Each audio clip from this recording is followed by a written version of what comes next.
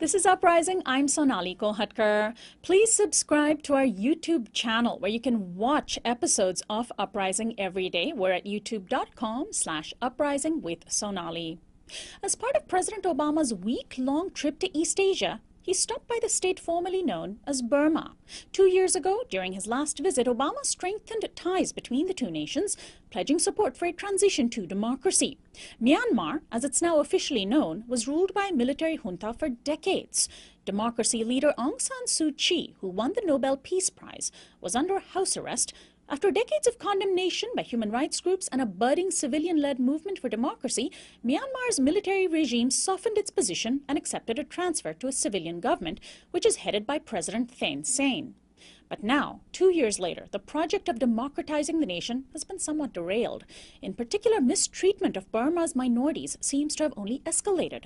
More than 100,000 members of the Rohingya Muslim minority have fled their homes in the western part of the primarily Buddhist country.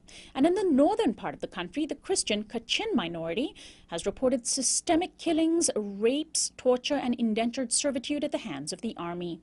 Even Aung San Suu Kyi, who is now free and politically active, denounced the slow pace of reforms, pointing in particular to what she called an overly optimistic assessment by the U.S. of Myanmar's transition. My guest is Edith Mirante. She's the director of Project Mage, a group that distributes information about Burma. She's also the author of a new book called The Wind in the Bamboo, a journey in search of Asia's Negrito indigenous peoples. Welcome to Uprising, Edith.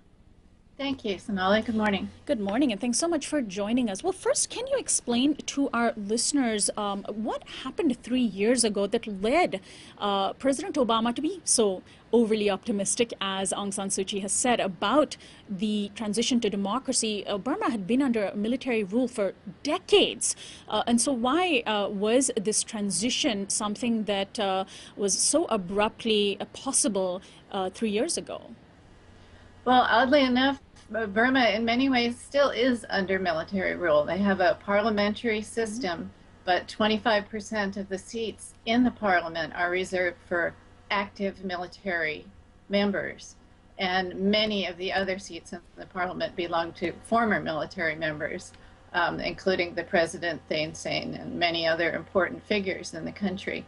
So there is still a military dominant culture in politics in the country.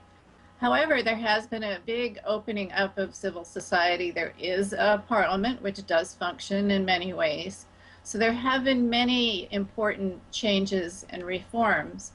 But as Aung San Suu Kyi and the UN rapporteur for Burma have mentioned recently, those reforms seem to have really kind of ground to a halt early last year, early 2013. And some people think it's because the military already has everything they wanted out of it, that they've gotten a huge amount of foreign investment, a huge amount of credibility with the world, and that's fine with them. So whatever else is happening in the country, that can be kind of conveniently ignored by their government and other governments.